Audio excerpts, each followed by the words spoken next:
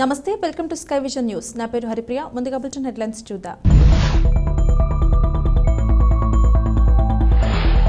స్థానిక parliament 7 assembly నియోజకవర్గాలకు సంబంధించి జూన్ 4వ తేదీన జరిగే ఓట్ల లెక్కింపునకు ఈసీఐ మార్గదర్శకాలకు అనుగుణంగా కౌంటింగ్ కేంద్రాల్లో పూర్తి స్థాయిలో అన్ని ఏర్పాట్లు చేసినట్లు తెలిపిన జిల్లా కలెక్టర్ జిల్లా ఎన్నికల అధికారి హిమాంశు శుక్లా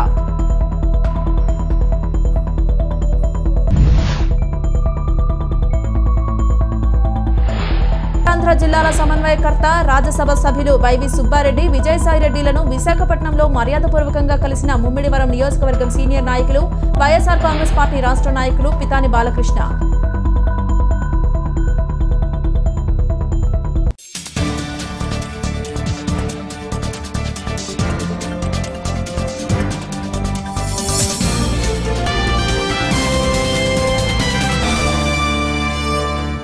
స్థానిక పార్లమెంటు 7 అసెంబ్లీ నియోజకవర్గాలకు సంబంధించి జూన్ 4వ తేదీన జరిగే ఓట్ల లెక్కింపునకు ఈసీఐ మార్గదర్శకాలకు అనుగుణంగా కౌంటింగ్ కేంద్రాల్లో పూర్తి స్థాయిలో అన్ని ఏర్పాట్లు చేసినట్లు జిల్లా కలెక్టర్ జిల్లా ఎన్నికల అధికారి హిమాంశు శుక్లా తెలిపారు.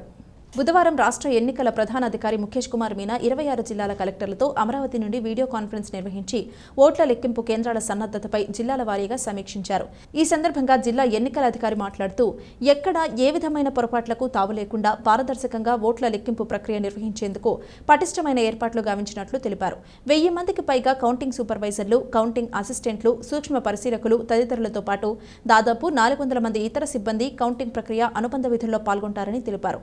కౌంటింగ్ కేంద్రాల వద్ద పటిష్ట భద్రతా ఏర్పాట్లు చేస్తున్నామని, సూక్ష్మ పరిశీలనతో పాటుగా సీసీ కెమెరాల నిఘా ఉంటుందని పేర్కొన్నారు. పోస్టల్ బ్యాలెట్ ఈవీఎంలోని ఓట్లను లెక్కించే ప్రక్రియలో భాగస్వాములు కానున్న కౌంటింగ్ సూపర్వైజర్లు, కౌంటింగ్ అసిస్టెంట్లు, మైక్రో అబ్జర్వర్లకు నాణ్యమైన శిక్షణ ఇస్తున్నట్లు వివరించారు. కట్టుదిట్టమైన భద్రతకు బందోబస్తును ఏర్పాటు చేసినట్లు జిల్లా ఎస్పీ ఎస్ శ్రీధర్ రాష్ట్ర ఎన్నికల ప్రధాన అధికారికి వివరించారు. వీడియో కాన్ఫరెన్స్ అనంతరం రిటర్నింగ్ అధికారులను ఉద్దేశించి జిల్లా ఎన్నికల అధికారి మాట్లాడుతూ పోలింగ్ ప్రక్రియను విజయవంతంగా నిర్వహించారని, అదే స్ఫూర్తితో కౌంటింగ్ ప్రక్రియను సమిష్టి కృషితో విజయవంతంగా నిర్వహించాలని ఆదేశించారు. చివరి అంకమైన కౌంటింగ్లో కీలకమైన జాగ్రత్తలు తీసుకోవాలని సూచించారు.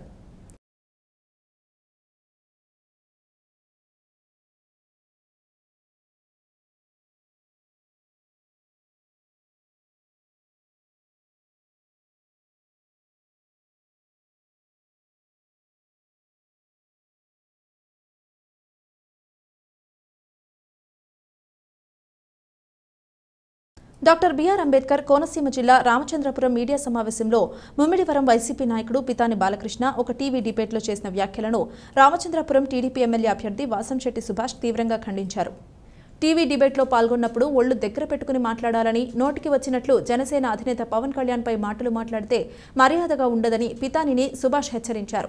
2019 ఎన్నికల్లో ఎమ్మెల్యే అభ్యర్థిగా మీకు అవకాశం ఇస్తే 2024 ఎన్నికల్లో పొత్తులో భాగంగా టికెట్ వేరే వారికి కేటాయించారని, వైసీపీ పార్టీలో చేరి ఇప్పుడు నోటికి వచ్చినట్లు మాట్లాడడం కరెక్ట్ కాదని అన్నారు. జనసేన పార్టీలో 13 కోట్లను ఖర్చు పెట్టానని, జగన్ మాటలు నమ్మి 3 కోట్లు ఖర్చు పెట్టానని టీవీ డిబేట్లో చెప్పిన పితానికి ఆ 16 కోట్ల డబ్బు ఎక్కడి నుంచి వచ్చిందో, ఎలా వచ్చిందో చెప్పాలన్నారు. కానిస్టేబుల్ ఉద్యోగం చేసిన పితానికి 100 కోట్లు ఎక్కడి నుంచి వచ్చాయో చెప్పాలన్నారు. 2019 ఎన్నికలకు 24 ఎన్నికలకు ఎంత తేడా ఉందో మీరు గమనించలేకపోయారా?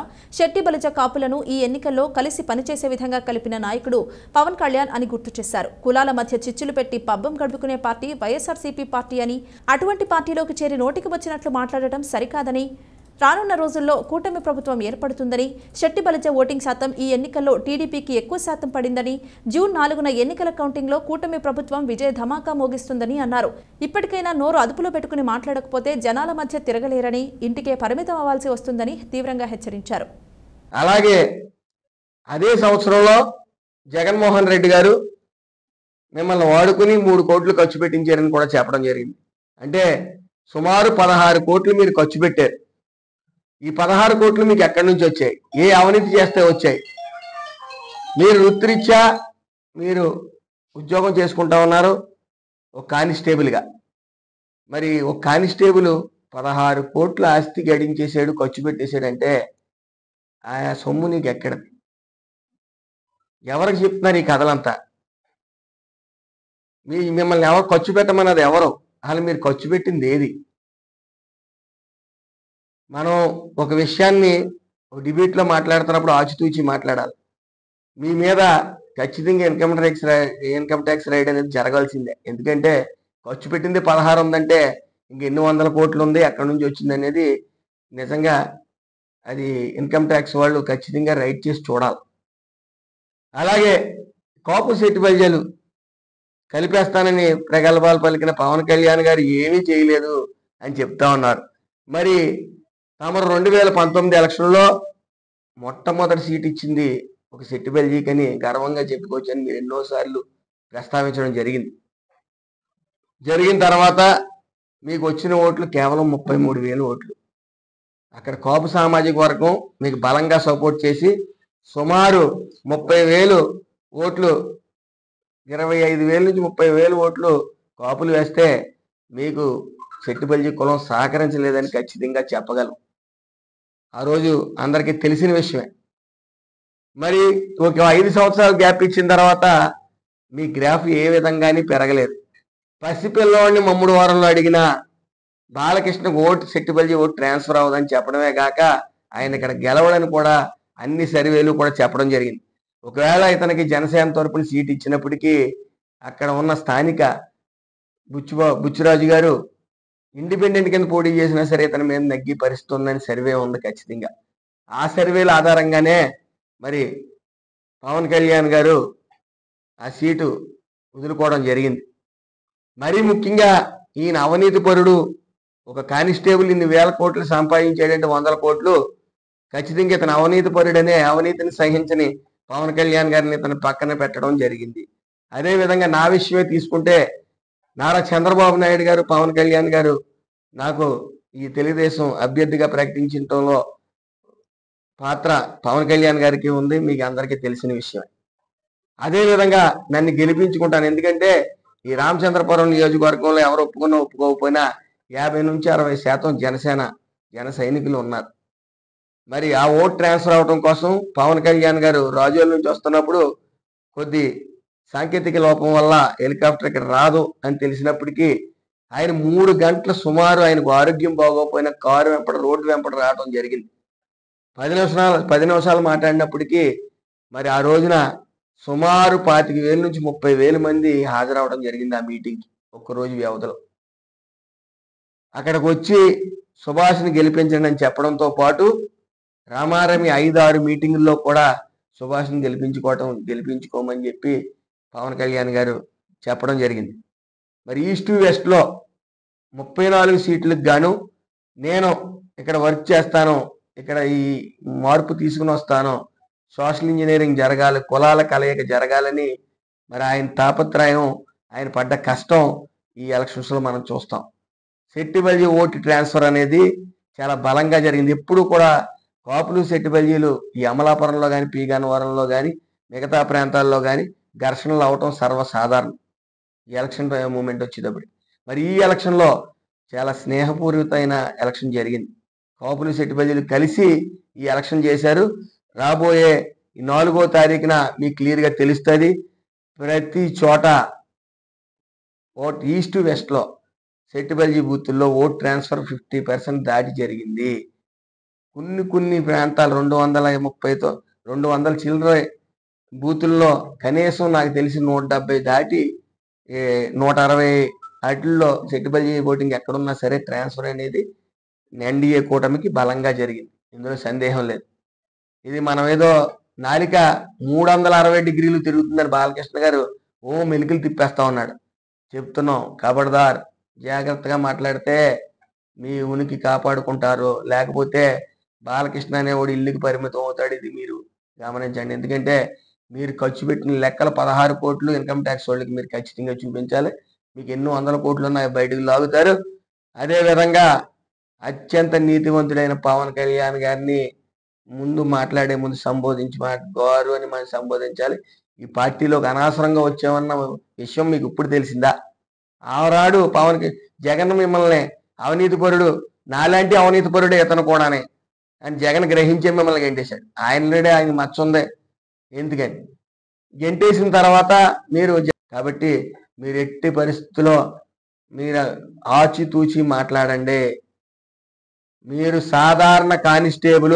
ఉత్తరాంధ్ర జిల్లాల సమన్వయకర్త రాజ్యసభ సభ్యులు వైవి సుబ్బారెడ్డిని విజయసాయిరెడ్డిని ముమ్మిడివరం నియోజకవర్గం సీనియర్ నాయకులు వైఎస్ఆర్ కాంగ్రెస్ పార్టీ రాష్ట్ర నాయకులు పితాని బాలకృష్ణ విశాఖపట్నంలో మర్యాదపూర్వకంగా కలిశారు. ఉత్తరాంధ్ర జిల్లాల సమన్వయకర్త రాజ్యసభ సభ్యులు వైవి సుబ్బారెడ్డిని విజయసాయిరెడ్డిని ముమ్మిడివరం నియోజకవర్గం సీనియర్ నాయకులు వైఎస్ఆర్ కాంగ్రెస్ పార్టీ రాష్ట్ర నాయకులు పితాని బాలకృష్ణ విశాఖపట్నంలో మర్యాదపూర్వకంగా కలిశారు. ఈ సందర్భంగా ఆయనను కలిసి ఘనంగా శాలువాతో సత్కరించి అనంతరం ఆయనతో మాట్లాడారు. ఉపాధి హామీ పనులు నిర్వహిస్తున్న ప్రదేశాల్లో కనీస సౌకర్యాలు కల్పించాలని ఆంధ్రప్రదేశ్ వ్యవసాయ కార్మిక సంఘం రాష్ట్ర అధ్యక్షులు దడాల సుబ్బారావు డిమాండ్ చేశారు. ప్రధానమంత్రి నరేంద్ర మోడీకి కోపం వచ్చినప్పుడల్లా ఉపాధి పథకాన్ని ఎత్తివేస్తామని అంటున్నారని, గ్రామాల్లో ఉన్న పెత్తందారులు కూడా అదే మాట అంటున్నారని ఆవేదన వ్యక్తం చేశారు. ఎట్టి పరిస్థితుల్లో ఈ పథకం రద్దు అవ్వకుండా పోరాటం చేస్తామని హెచ్చరించారు. ఈ పథకాన్ని కాపాడుకుంటేనే కార్మికులకు ఎంతో కొంత మేలు జరుగుతుందని తెలిపారు. ఉపాధి కార్మికులకు పని దినాలు 200 రోజులు పెంచాలని, కూలీ రేట్లు 600 రూపాయలు పెంచాలని, పే స్లిప్ గతంలో ఇచ్చే విధానంగా ఇప్పుడు కూడా ఇవ్వాలని, కార్మికులు ఎవరైనా ప్రమాదవశాత్తు మరణిస్తే వారికి ఎలాంటి ఇన్సూరెన్స్ సదుపాయమూ లేదని, వీరికి 5 లక్షల రూపాయల ఇన్సూరెన్స్ ఇవ్వాలని డిమాండ్ చేశారు.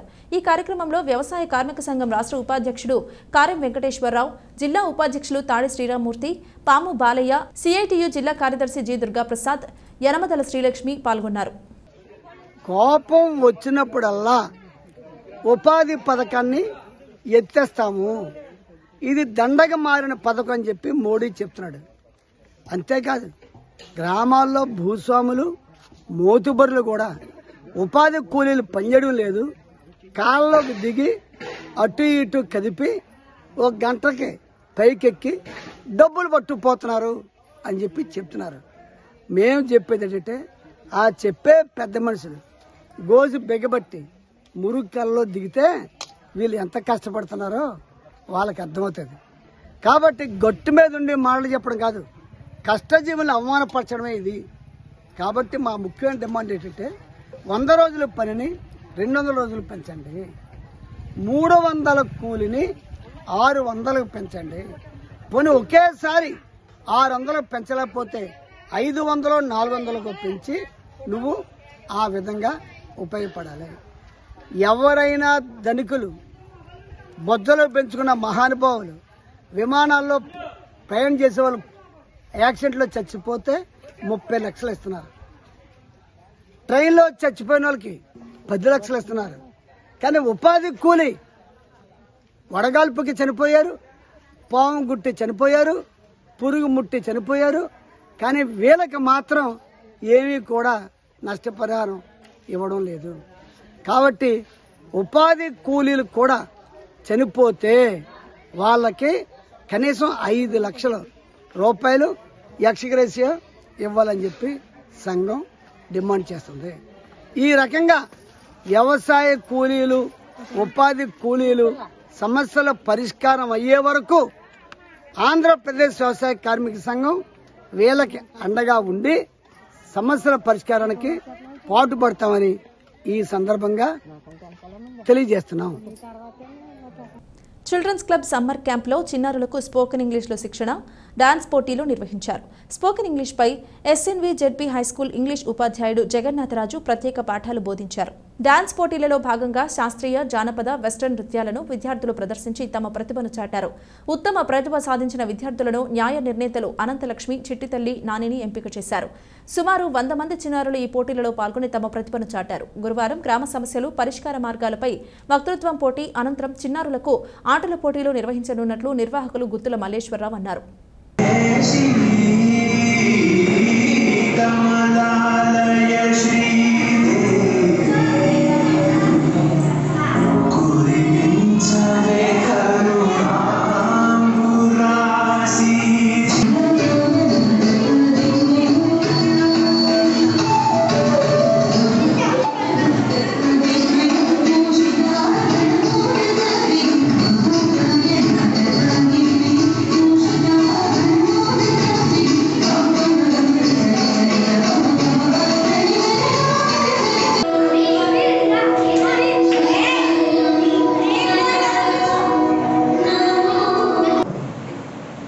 He wants to run.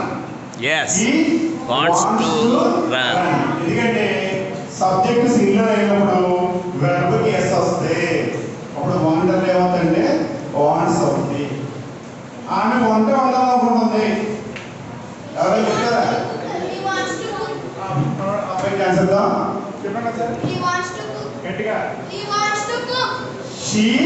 wants to cook. ఒకసారి రెడీ చెప్పండి కూడా.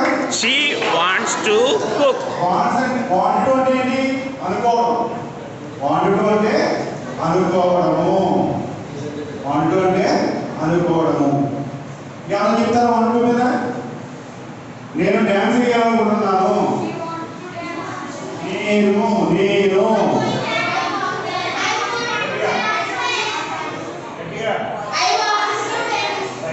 వాళ్ళు డ్యాన్స్ చేయాలనుకుంటున్నారు.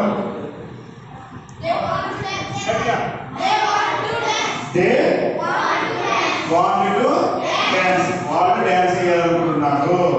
ఇక వాంట్ టు తర్వాత మూడో వర్డ్ చెప్పారు గోయింగ్ టు. గట్టిగా గోయింగ్ టు. నేను సంగీతం నేర్చుకోబోతున్నాను. నేను సంగీతం మ్యూజిక్ అంటే ఎవరు చెప్తారు ఆన్సర్? నేను సంగీతం నేర్చుకోబోతున్నాను. Come on boys. Girls also.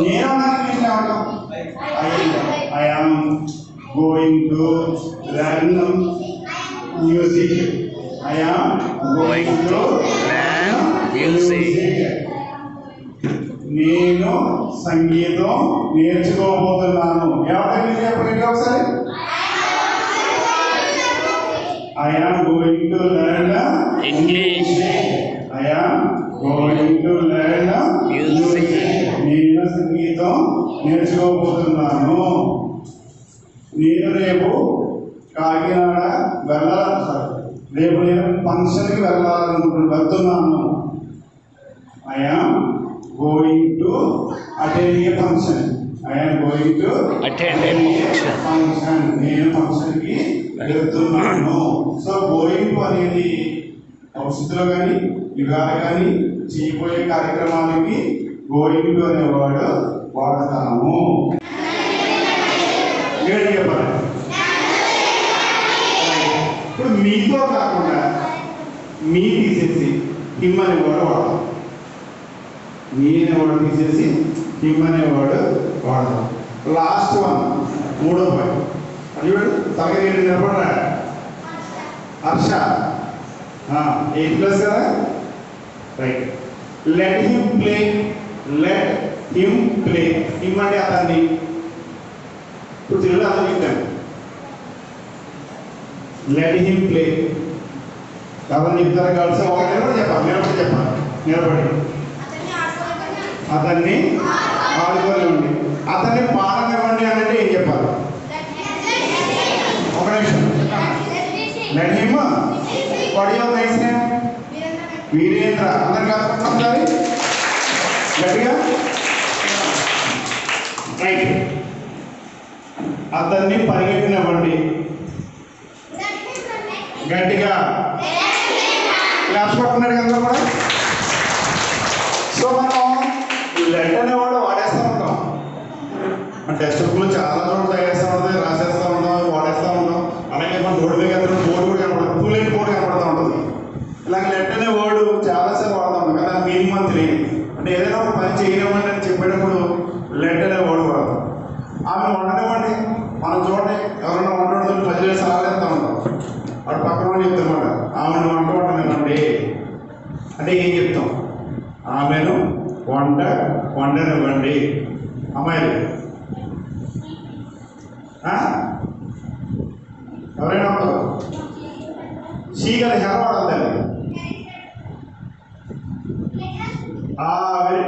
Class కూడా మీ అమ్మాయి బాగా చెప్పింది. వార్తలు ముగించే ముందు హెడ్లైన్స్ మరోసారి.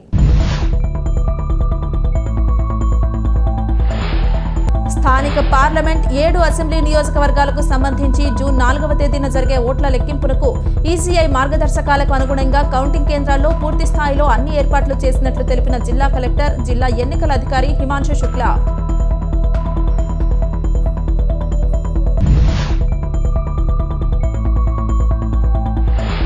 ఆంధ్ర జిల్లాల సమన్వయకర్త, రాజ్యసభ సభ్యులు వైవి సుబ్బారెడ్డి, విజయసాయిరెడ్డిలను విశాఖపట్నంలో మర్యాదపూర్వకంగా కలిసిన ముమ్మిడివరం నియోజకవర్గం సీనియర్ నాయకులు, వైఎస్ఆర్ కాంగ్రెస్ పార్టీ రాష్ట్ర నాయకులు పితాని బాలకృష్ణ.